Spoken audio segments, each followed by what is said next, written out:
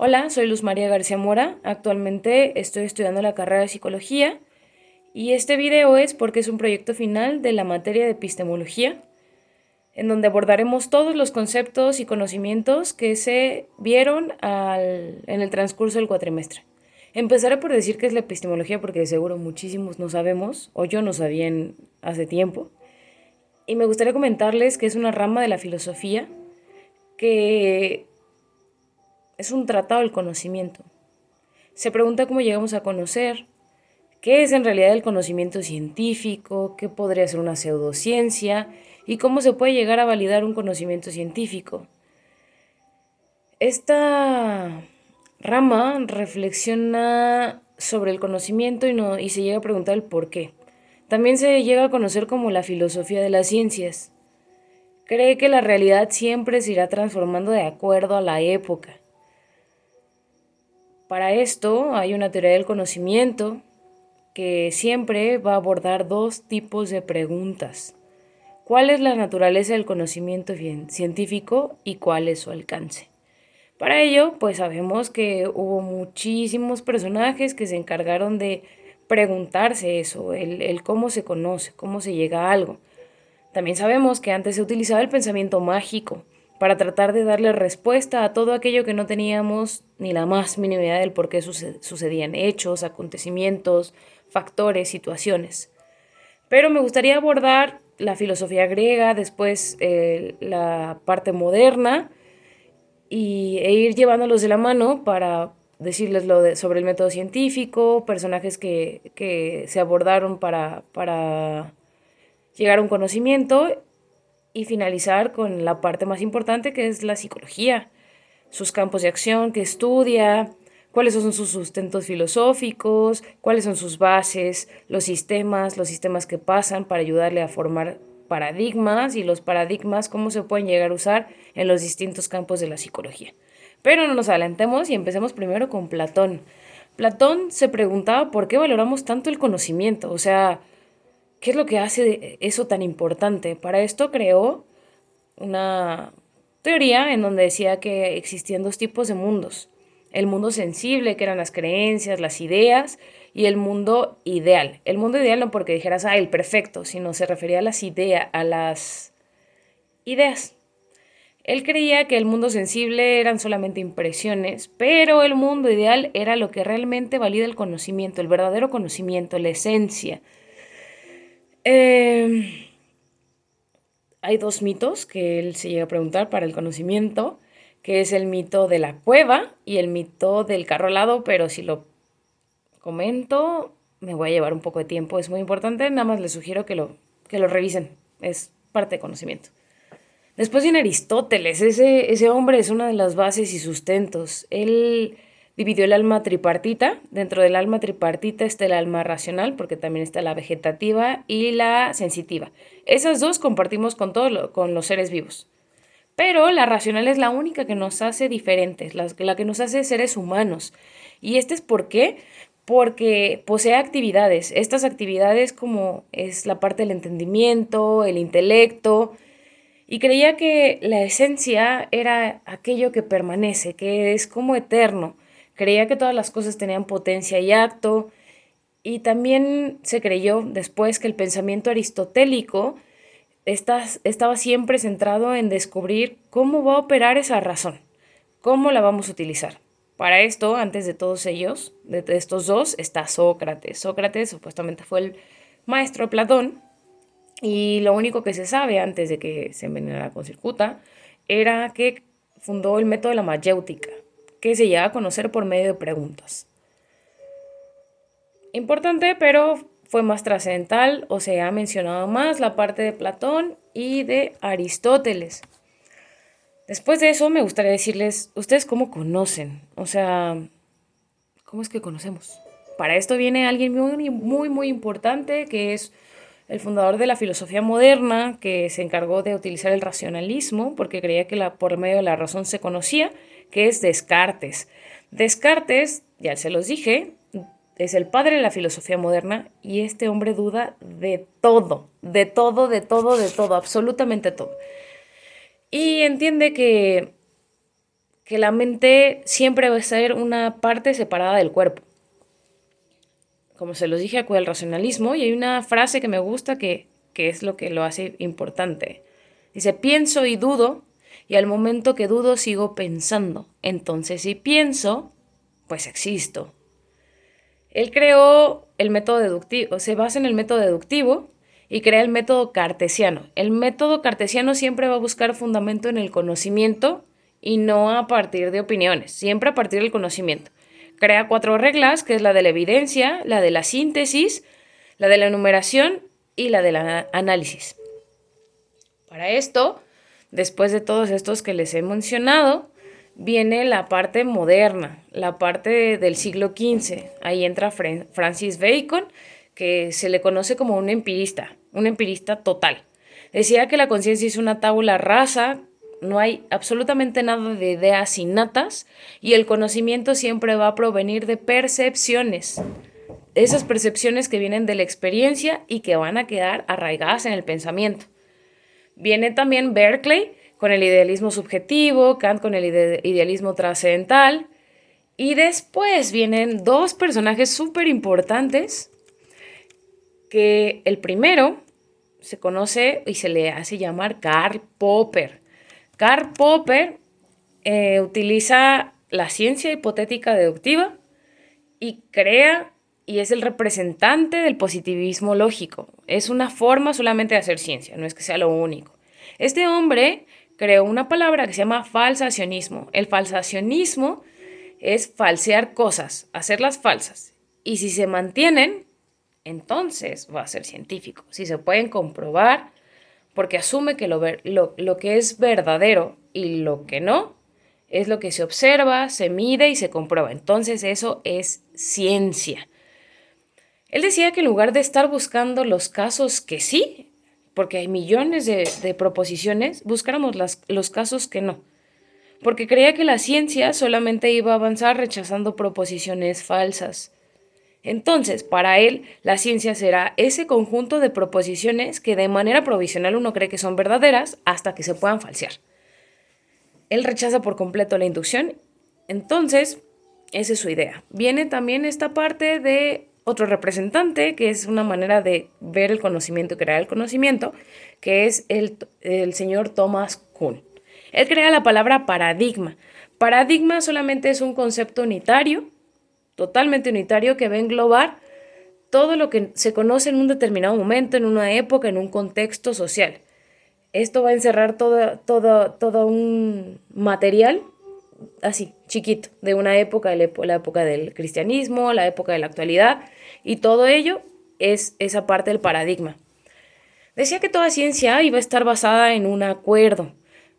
Para él, toda ciencia tiene que tener una parte histórica y social, porque somos seres históricos y sociales. Entonces tenemos que llegar a un acuerdo para que ese paradigma pueda aceptarse. Sin embargo, decía que la ciencia va avanzando hasta que el paradigma actual ya no puede ser capaz de explicar lo que pasa en esta actualidad. Cuando sucede eso, hay una parte de transición que se le conoce revolución científica.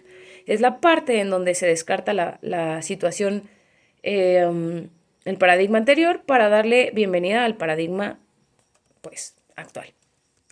Ahora bien, ya que les hice eso, ya que les comenté todo esto, pues existe el método científico, ¿no?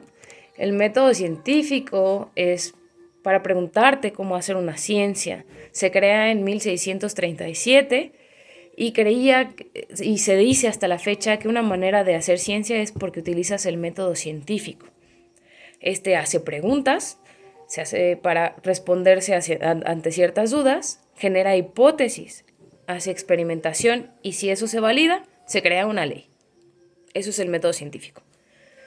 El fenómeno del conocimiento es una parte también importante porque, pues para conocer implica una relación de sujeto y objeto, ¿no? La relación de este conocimiento va a suponer 2 cosas, la trascendencia y la inmanencia.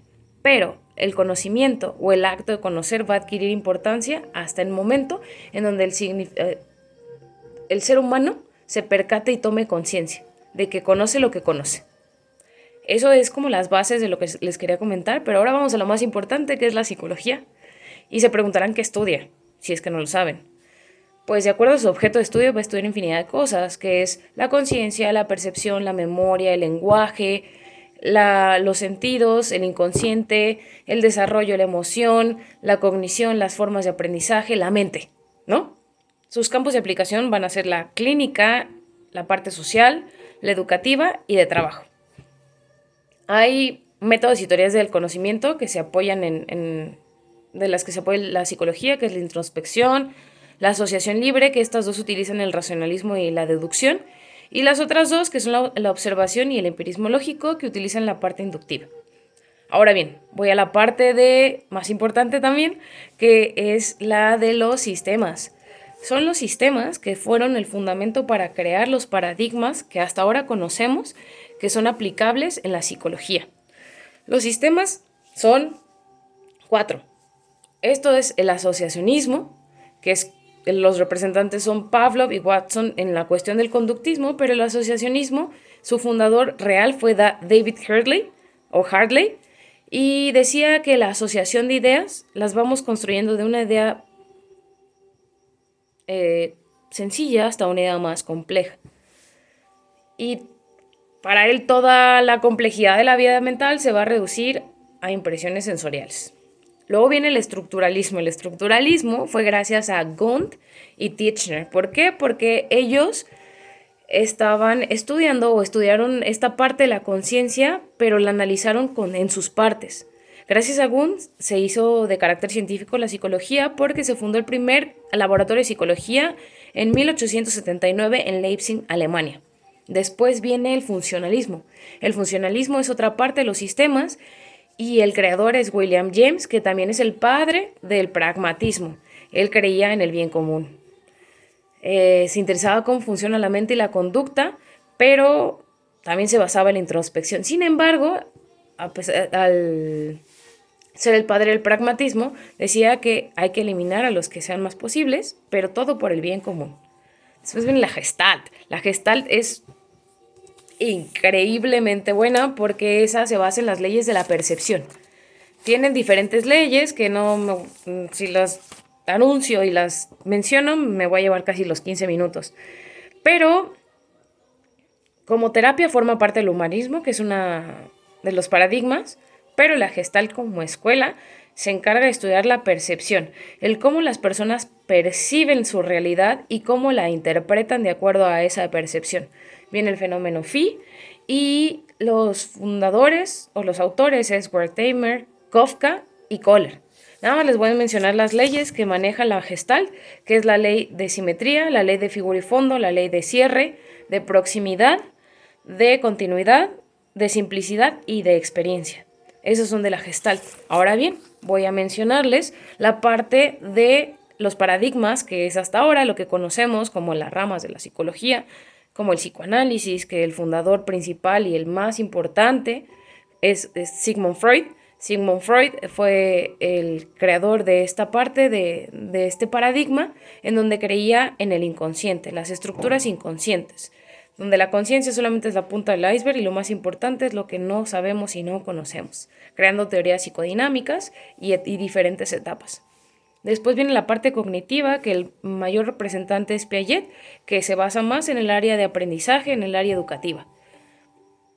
Por otra parte, del asociacionismo viene el conductismo, y el conductismo, como sabemos, se basa en las conductas observables, los comportamientos observables que pueden ser comprobables, observables, medibles y que se pueden predecir. Estímulo-respuesta, condicionamiento, lo que es el condicionamiento operante, el condicionamiento clásico. Los representantes son Pavlov, Thorndike, Skinner, Watson. Y después viene el humanismo. El humanismo creado por Rogers y por Maslow. Este paradigma cree en la autorrealización. No considera ni ve en el ser humano las áreas negativas, sino cuál es la meta, el alcanzar la plenitud, el alcanzar la autorrealización, el que se siente en paz y ser digno de toda esa vida. Voy a hablarles después de esto de los campos de la psicología para finalizar, que los campos de la psicología pueden agarrar de especializaciones o pueden ser de diferentes paradigmas. Puede ser un psicólogo educativo con especialización en la parte clínica o en la parte educativa. Sin embargo, hay diferentes campos, entre ellos es el psicólogo educativo, que se encarga de los procesos de cómo aprendemos, de qué forma aprendemos, el psicólogo clínico, que se encarga de ver las psicopatologías, las depresiones, las ansiedades, los trastornos de la personalidad. Después viene el psicólogo laboral, que en estos momentos son súper importantes por los famosos burnouts que sufren los empleados. El hecho de hacer una mejora en el ambiente laboral, el crear grupos, el dar conferencias, el coaching, sobre todo para los gerenciales o la parte directiva. Después viene la parte de la psicología de las neurociencias, que se encargan del área de investigación para poder crear nuevos conocimientos, pero también se van al área de rehabilitación. Los psicólogos deportivos, que se encargan de mejorar el rendimiento psicológico de los deportistas para mejorar el rendimiento físico. La parte de la psicología jurídica y la psicología forense, que se encarga de dar veredictos, de analizar a la persona, que en este caso puede ser un presunto culpable, si psicológicamente es apta para cualquier juicio, no sé, de patria potestad, o en la escena del crimen, cómo se dio, de qué manera se dio, infinidad de casos. Esas son unas de las áreas que les pudiera mencionar, porque son muchos campos en la psicología, y debemos estar conscientes que la psicología está en todas partes, en todos lados. Es sumamente importante porque en todos lados habemos seres humanos, y los seres humanos necesitamos constantemente de un psicólogo. En todas las áreas, laboral, personal, de pareja, en todos lados nos vamos a encontrar. Hasta este momento es todo. Espero que haya sido funcional lo que les expliqué. Fue muy rápido porque en un cuatrimestre pues se ve mucho, pero en 15, 17 minutos no se puede abarcar todo. Espero que lo que yo les haya aportado pueda ayudarles y que haya sido un manejo de información fácil, útil y que les pueda ayudar. Que tengan una excelente noche.